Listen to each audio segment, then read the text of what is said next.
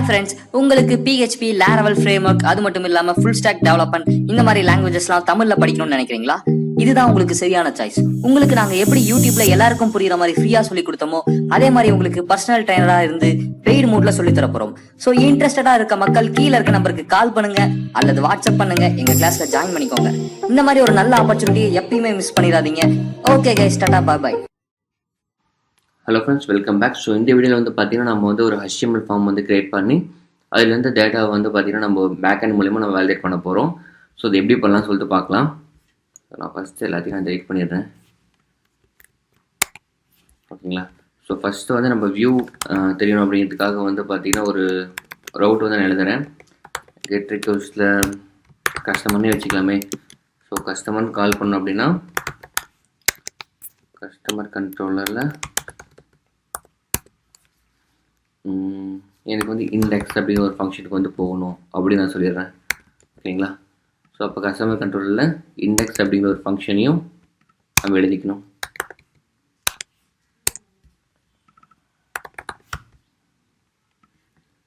Okay, so இதுக்கு வரும்போது எனக்கு வந்து ஒரு வியூ ஃபைல் வந்து எனக்கு வியூ ஆகணும். ஸோ இந்த வியூ ஃபைல் என்ன அப்படின்னா ஆல்ரெடி இருக்கான்னு நான் பார்க்குறேன். ஓகே, நம்ம ஒரு ஃபோல்டர் போட்டு ஆர்கனைஸாக பண்ணிக்கலாம். ஸோ வியூ ஃபோல்டருக்குள்ளே கஸ்டமர் அப்படின்னு சொல்லிட்டு நான் ஒரு ஃபோல்டர் வந்து க்ரியேட் பண்ணிட்டேன். ஓகேங்களா? ஸோ அதுக்குள்ளே இதை நம்ம க்ரியேட் ஃபார்ம் பண்ணுறதுனால இந்த ஃபைல் நேமை நான் create blade php ஓகேங்களா, அந்த நேமில் நான் ஸ்டோர் பண்ணிக்கிட்டேன். சேம் அந்த லொக்கேஷன் இங்கே நம்ம கொடுத்தா போதும். எப்படி கொடுப்போம்? Customer create. ஓகேங்களா? ஸோ அப்படி கொடுத்தா போதும். இங்கே வந்து நம்ம ஆக்சுவல் நம்மளுடைய இந்த பிளேட் ஃபைல் HTML கோட்ஸ் அப்படியே நம்ம எழுதிக்கலாம். ஸோ இது கிரியேஷன் ஃபார்ம் அப்படிங்கிறதுனால கஸ்டமர் கிரியேட்னு சொல்லி காமிச்சிக்கிறேன். ஸோ என்னோடய ஸ்டைலிங்க்கு வந்து பார்த்தீங்கன்னா நான் வந்து ஒரு பூட்ஸ்ட்ராப் ஷெடியூல் யூஸ் பண்ணலான்னு இருக்கேன். ஸோ இங்கே ஆல்ரெடி நான் லிங்க் எடுத்து வச்சுருக்கேன், ஏன்னா கொஞ்சம் ஈஸியாக இருக்கும் இல்லையா? ஸோ அதுக்காக தான். ஓகே, இதை காப்பி பண்ணி நான் லிங்க் பண்ணிக்கிறேன். ஓகே, ஸோ இதுக்கு மேலே வந்து பார்த்தீங்கன்னா நம்ம ஃபார்ம் க்ரியேட் பண்ணுறது தான். உங்களுக்கு பூட்ஸ்ட்ராப் தெரியும்னு நினைக்கிறேன். தெரிஞ்சவங்களுக்கு நான் பண்ணுற கோடிங் ஈஸியாக இருக்கும். தெரியாதவங்க படித்து வச்சுக்கோங்க, ஏன்னா இது ஃப்ரண்ட் எண்டில் ரொம்பவே தேவைப்படக்கூடிய ஒரு ஃப்ரேம் ஒர்க் இது.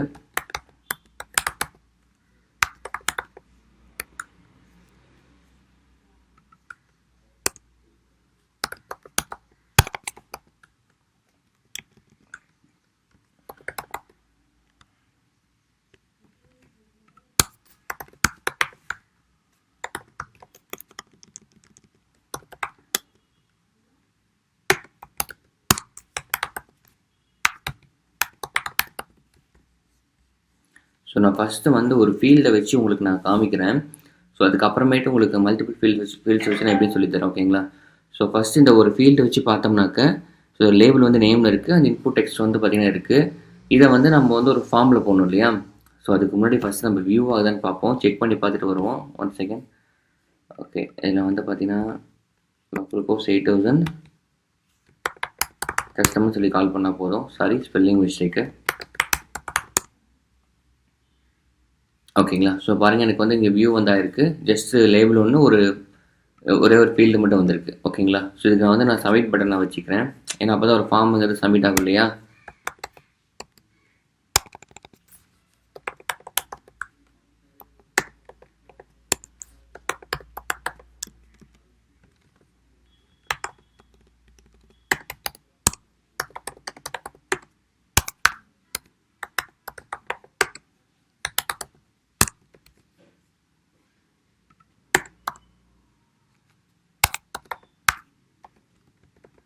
ஓகே, இப்போ இந்த மொத்த கோடையை வந்து பார்த்தீங்கன்னா, அதாவது இந்த ஃபார்முக்கான கோட் எல்லாத்தையும் வந்து நான் ஒரு ஃபார்முக்குள்ளே போடுறேன், ஏன்னா அப்போ தான் இந்த ஃபார்ம் வந்து சப்மிட் ஆகும் இல்லையா? ஸோ அதனால் நான் இதுக்குள்ளே போடுறேன்.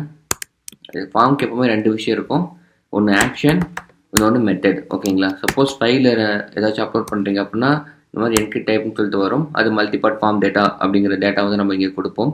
பட் இன் திஸ் கேஸ் வந்து பார்த்திங்கன்னா நம்ம டெக்ஸ்ட் டேட்டா மட்டும் அனுப்புறதுனால நம்ம வந்து இந்த ஆக்ஷன் அண்ட் மெத்தட் 2 ஆட்ரிபியூட் மட்டும் தான் யூஸ் பண்ண போகிறோம். ஸோ வந்து நம்ம போஸ்ட் ரிக்வெஸ்ட் தான் நம்ம யூஸ் பண்ணுவோம், ஏன்னா ஒரு டேட்டா சென்ட் பண்ணும்போது யூஸ்வலாக ஃபார்ம் சப்மிட்டில் போஸ்ட் மெத்தட் தான் நம்ம யூஸ் பண்ணுவோம். எதுக்காக யூஸ் பண்ணுறோம் அப்படின்னாக்க போஸ்ட் மெத்தடில் போகிற டேட்டா வந்து யூஆர்ல தெரியாது. ஓகேங்களா. ஃபார் எக்ஸாம்பிள் இப்போ இந்த ஃபார்ம் சப்மிட் பண்ணுறேன் அப்படின்னாக்க நம்ம இந்த ஃபார்ம் சப்மிட் பண்ணுறோம் அப்படின்னாக்கா இப்படி சப்மிட் ஆகும்போது இந்த டேட்டா வந்து யூஆர்ல தெரியாது. ஓகேங்களா. இதே கெட் ரிக்வெஸ்ட்டில் இதை யூஸ் பண்ணோம் அப்படின்னா எனக்கு இப்படி கொரிஸ்டிங் போட்டு நான் யூஸ் பண்ண அந்த நேமோட டீட்டெயில்ஸ் எனக்கு அப்படியே தெரியும். ஓகேங்களா. ஸோ அது வந்து ஒரு செக்யூரிட்டி இஷ்யூவும் கூட. ஓகேங்களா. அது இல்லாமல் வந்து பார்த்தீங்கன்னா கெட் ரிக்வெஸ்ட்டில் சில லிமிடேஷன்ஸ்லாம் இருக்குது. இவ்வளோ டேட்டா தான் அனுப்ப முடியும் அப்படிங்கிற மாதிரியான லிமிடேஷன்ஸ்லாம் இருக்குது. பட் போஸ்ட் ரிக்வெஸ்ட்டில் அப்படி கிடையாது. நீங்கள் எவ்வளோ சைஸ் ஆஃப் டேட்டா வேணாலும் நீங்கள் அனுப்பிக்கலாம். ஓகேங்களா. ஓகே. ஸோ இப்போ நம்ம இதுக்கு வருவோம். ஸோ நான் ஒரு ஃபீல்டை வச்சு ஜஸ்ட் ஒரு பட்டன் மட்டும் வச்சுருக்கேன். இந்த டேட்டாவை நான் எப்படி கண்ட்ரோலரில் வாங்குறேன்னு சொல்லி பாருங்கள். அதுக்கு முன்னாடி இப்போ நம்ம இங்கே போஸ்ட் ரிக்வெஸ்ட்டில் ஒரு யூஆர் நம்ம சப்மிட் பண்ணுறோம் அப்படின்னா அந்த யூஆரில் நம்ம க்ரியேட் பண்ணியிருக்கோம். நீங்கள் எப்படி க்ரியேட் பண்ணுறேன்னு பாருங்கள். எனக்கு போஸ்ட் ரிக்வெஸ்ட்டில் கஸ்டமர் சேவ்னு சொல்லிட்டு நான் யூஆர்எல் நேம் வைக்கிறேன். இந்த யூஆரில் கால் பண்ண அப்படின்னா எனக்கு கஸ்டமர் கண்ட்ரோலில் இருக்க சேவ் அப்படி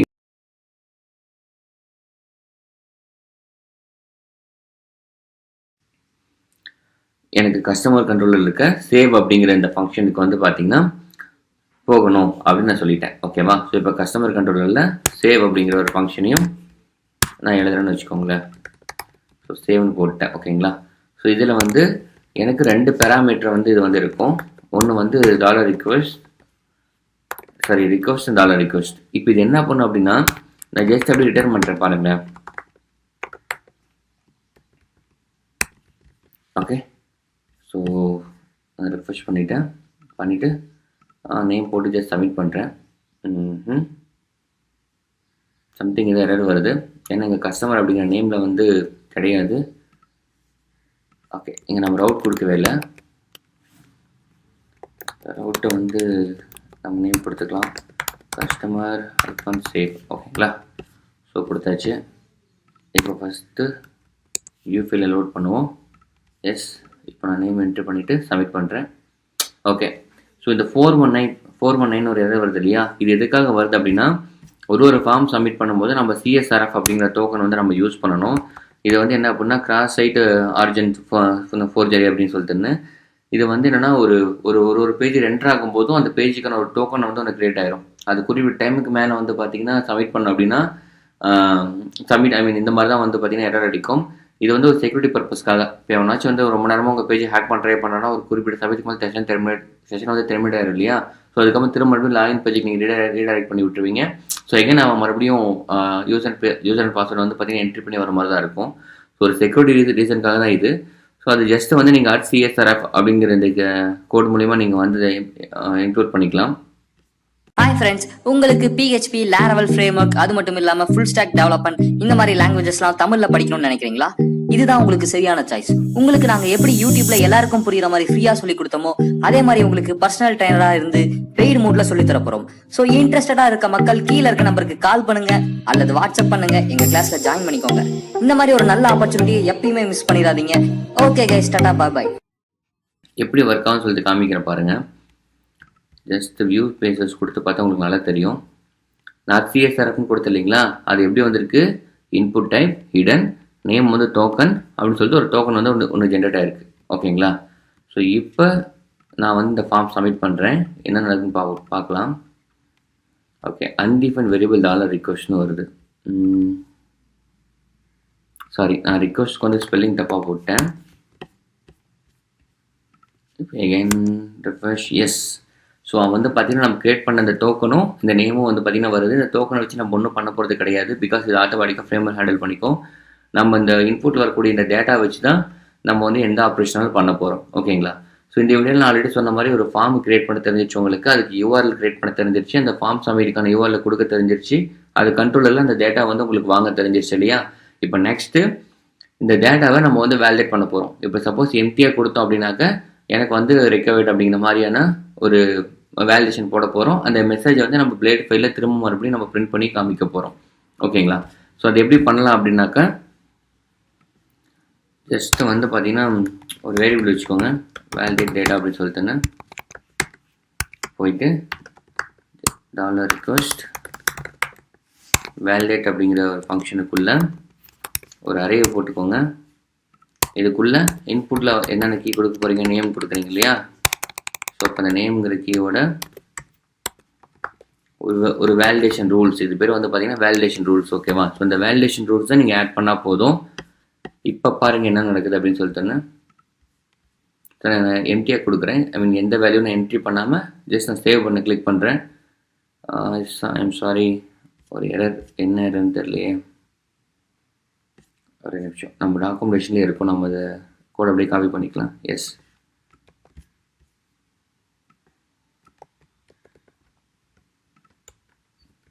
ஓகே.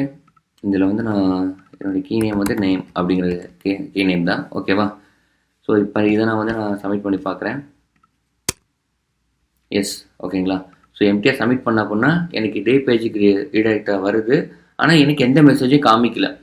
அதாவது எனக்கு நேம் ஃபெயிலியர்ஸ் ரெக்வயர்டு அப்படிங்கிற மாதிரி எனக்கு வந்து மெசேஜ் ஏதாவது காமிக்கணும் இல்லையா? ஸோ இது பார்த்துட்டு எனக்கு திரும்ப மறுபடியும் இங்கேயே வந்துட்டு இருந்துச்சு அப்படின்னா எனக்கு என்ன ஆக்ஷன் எனக்கு தெரியாது. இதுவே வந்து பார்த்தீங்கன்னா நான் டேட்டா கொடுத்தேன் அப்படின்னா எனக்கு கண்ட்ரோலருக்கு போகுது. ஓகேங்களா? சப்போஸ் டேட்டா கொடுக்கல அப்படின்னா எனக்கு திரும்ப மறுபடியும் அதே பேஜுக்கு எனக்கு வருது. ஓகேவா? ஸோ இப்போ இந்த எரர் மெசேஜ் எப்படி பிரிண்ட் பண்ணுறது அப்படின்னாக்கா நம்ம டாக்குமெண்டேஷன்லேயே தெளிவாக கொடுத்துருப்பாங்க. எஸ், நம்ம பிளேட் ஃபைலில் இந்த இஃப் கண்டிஷன் அப்படியே நம்ம இம்ப்ளிமெண்ட் பண்ணணும். எங்களுக்கு நான் அது என்னங்கிறத நான் எக்ஸ்பிளைன் பண்ணுறேன். எப்போவுமே மேலே எந்த இடத்துல எரர் மெசேஜ் டிஸ்பிளே ஆகணுமோ அந்த இடத்துல வந்து பார்த்தீங்கன்னா இந்த கண்டிஷன் எழுதணும். அதாவது இஃப் எரர் அப்படிங்கிற வேரியபிள் ஏதாச்சும் வந்துச்சு அப்படின்னாக்க அதை வந்து ஒரு அலர்ட்டில் வந்து பார்த்தீங்கன்னா நம்ம ஃபார் ஈச் லூப்பை யூஸ் பண்ணி இருக்கிற வர எரர்ஸ் எல்லாத்தையும், ஏன்னா அது வந்து மல்டிபிள் டேட்டா அப்படின்னால ஒரு அரேக்குள்ளே தான் வரும், அதை வந்து நம்ம ஆப்ஜெக்டாக பிரித்து ஒவ்வொரு வேல்யூவை நம்ம வந்து பார்த்தீங்கன்னா பிரிண்ட் பண்ணுறோம். ஓகேவா? ஸோ இப்போ வந்து நான் ஜஸ்ட் ரெஃப்ரெஷ் பண்ணிட்டு மறுபடியும் சப்மிட் பண்ணி கிளிக் பண்ணுறேன். பாருங்கள், எனக்கு நேம் ஃபீல்ட் இஸ் ரெக்வயர்ட் அப்படின்னு சொல்லிட்டு வருது. ஓகேவா? ஸோ இதுக்கு மேலே எனக்கு எவ்வளோ ஃபீல்ட்ஸ் வேணாலும் நான் ஆட் பண்ணிக்கலாம்.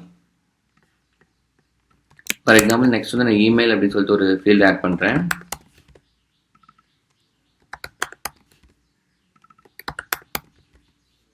ஓகேவா? ஸோ அப்போது பேக் எண்டில் ஜஸ்ட் நான் போயிட்டு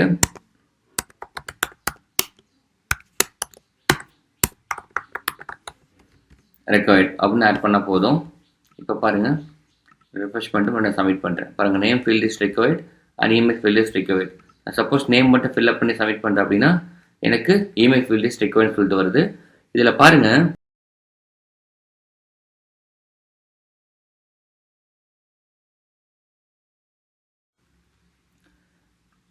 நான் வந்து ஒரு ஃபீல்டை மட்டும் டேட்டா ஃபில்அப் பண்ணிவிட்டு இன்னொரு ஃபீல்டை வந்து நான் எம்டியாக சப்மிட் பண்ணும்போது எனக்கு 2 டேட்டாவும் எம்டி ஆகுது. எனக்கு வந்து இது ரொம்ப கஷ்டமாக இருக்குது. திரும்ப மறுபடியும் நான் ஃபர்ஸ்ட்லேருந்து என்ட்ரி பண்ணும் இல்லையா? ஸோ அப்போ அதுக்கு என்ன பண்ணலாம் அப்படின்னாக்கா அந்த இன்புட் ஃபீல்டு இருக்கு இல்லையா, இதில் போயிட்டு வேல்யூன்னு சொல்லிட்டு ஒரு ஆட்ரிபியூட் ஆட் பண்ணுங்கள். அதுக்குள்ளே வந்து பார்த்தீங்கன்னா நான் கொடுக்குற மாதிரி கொடுங்க. அதாவது ஓல்டு அப்படிங்கிற ஒரு ஃபங்க்ஷனை வந்து நீங்கள் இதுக்குள்ளே ஆட் பண்ணுங்கள். கொடுத்து இதோடைய நேம். ஓகேங்களா? இப்படி கொடுத்துட்டோம் அப்படின்னாக்க என்ன நடக்குன்னு சொல்லிட்டு உங்களுக்கு நான் காமிக்கிறேன். ஓகேவா? ஸோ அதாவது இங்கே நேமில் என்ன கொடுக்குறீங்களோ அதே நேம் தான் இங்கே ஓல்டுங்கிற ஃபங்க்ஷனுக்குள்ளே கொடுக்கணும். இப்போ என்ன நடக்குது அப்படின்னு சொல்லிட்டு பாருங்கள். நான் ஒரு ஃபீல்டில் மட்டும் டேட்டா கொடுக்குறேன், கொடுத்து சப்மிட் பண்ணுறேன். பாருங்கள், எனக்கு அந்த எந்த வேல்யூ நான் கொடுத்துருந்தனோ அந்த வேல்யூ அப்படியே எனக்கு சேவ் ஆகுது. ஓகேங்களா? ஸோ அப்படிங்கும்போது எனக்கு ஈஸியாக இருக்கும். நான் மறுபடியும் ரீஎன்ட்ரு பண்ண தேவையில்லை. ஒரு யூசருக்கு பாயிண்ட் ஆஃப் வியூவில் நம்ம பார்க்கும்போது இது வந்து ரொம்பவே ஒரு ஆடட் அட்வான்டேஜ் தான். ஓகேங்களா? ஸோ இன்னும் வேறு என்னென்ன ரூல்ஸ் எல்லாம் இருக்குது அப்படின்னு சொல்லி பார்த்தீங்கன்னாக்க நம்ம டாக்குமெண்டேஷனில் வேலிடேஷன் சொல்லிட்டு ஒரு டாபிக் இருக்கும். இங்கே வந்து வந்தீங்கன்னாக்க ஏகப்பட்ட ரூல்ஸ் அண்ட் ரெகுலேஷன்ஸ் எல்லாம் கொடுத்துருக்கானுங்க. இது நீங்கள் வந்து உங்களுடைய இஷ்டத்துக்கு ஏற்ற மாதிரி யூஸ் பண்ணிக்கலாம். பாருங்கள், அக்செப்டட் நிறைய ரூல்ஸ் இருக்குது. இதில் கிட்டத்தட்ட மினிமம் இவ்வளோ நம்பர் இருக்கணும், மேக்ஸிமம், அப்புறம் அந்த மாதிரி ரெக்கவர்டு இல்லை பாஸ்வேர்டாக இருந்துச்சு அப்படின்னா எனக்கு 2 பாஸ்வேர்டை மேட்ச் ஆகணும், சைஸ் இவ்வளோ இருக்கணும் அப்படிங்கிற மாதிரி நிறையா இருக்குது. இதில் இருக்க எல்லா ரூல்ஸையும் நீங்கள் வந்து உங்களுடைய ப்ராஜெக்ட் சினாரியோவுக்கு ஏற்ற மாதிரி நீங்கள் வந்து யூஸ் பண்ணிக்கலாம். ஓகேங்களா? ஒவ்வொன்றும் உங்களுக்கு எக்ஸாம்பிளோடய போட்டு கொடுத்துருப்பாங்க. ஓகேங்களா? ஸோ இது என்னங்கிறத பார்த்து வச்சுக்கோங்க. அப்போ தான் வந்து உங்களுக்கு ப்ராஜெக்ட் சமயத்தில் உங்களுக்கு யூஸ் பண்ணுறதுக்கு ரொம்ப யூஸ்ஃபுல்லாக இருக்கும். ஓகேங்களா? நான் இப்போ பேசிக்காக எப்படி யூஸ் பண்ணுறது அப்படின்னு சொல்லி நான் சொல்லிட்டேன். பட் ப்ரீஃபாக ரியல் டைம் சினாரியோ வரும்போது நீங்கள் தான் அதை வந்து என்ன இது எந்த சினாரியோக்கு யூஸ் ஆகுது அப்படிங்கிற மாதிரி பார்த்துட்டு நீங்கள் யூஸ் பண்ணிக்கணும். ஓகேங்களா? ஸோ நம்ம வந்து form creation and form validations, அந்த எரர் டிஸ்பிளே, அப்புறம் ஓல்டு வேல்யூ ஸ்டோர் பண்ணுறது, இந்த மாதிரி எல்லா விஷயத்தையும் இந்த வீடியோவில் வந்து பார்த்துட்டோம். ஸோ நம்ம நெக்ஸ்ட் வீடியோவில் வந்து பார்த்தீங்கன்னா டேட்டா பேஸ் கனெக்டிவிட்டியை முடிச்சுட்டு அதுக்கப்புறமேட்டு நம்ம நெக்ஸ்ட் வீடியோவில் வந்து பார்த்தீங்கன்னா டேட்டாபேஸ் கனெக்டிவிட்டி முடிச்சுட்டு அதுக்கப்புறமேட்டு கிரெட் ஆப்ரேஷன்ஸ் எல்லாம் நம்ம பண்ண ஆரம்பிச்சிடலாம். ஹாய் ஃப்ரெண்ட்ஸ், உங்களுக்கு PHP, Laravel ஃப்ரேம்வொர்க், அது மட்டும் இல்லாம ஃபுல் ஸ்டாக் டெவலப்மெண்ட் இந்த மாதிரி லாங்குவேஜஸ்லாம் தமிழ்ல படிக்கணும்னு நினைக்கிறீங்களா? இதுதான் உங்களுக்கு சரியான சாய்ஸ். உங்களுக்கு நாங்க எப்படி யூடியூப்ல எல்லாருக்கும் புரியுற மாதிரி ஃப்ரீயா சொல்லி கொடுத்தோமோ அதே மாதிரி உங்களுக்கு பர்சனல் ட்ரைனரா இருந்து பெய்டு மூட்ல சொல்லி தர போறோம். சோ இன்ட்ரெஸ்டடா இருக்க மக்கள் கீழ இருக்க நம்பருக்கு கால் பண்ணுங்க அல்லது வாட்ஸ்அப் பண்ணுங்க, எங்க கிளாஸ்ல ஜாயின் பண்ணிக்கோங்க. இந்த மாதிரி ஒரு நல்ல ஆப்பர்ச்சுனிட்டியை எப்பயுமே மிஸ் பண்ணிடாதீங்க. ஓகே கைஸ், டாடா, பாய் பாய்.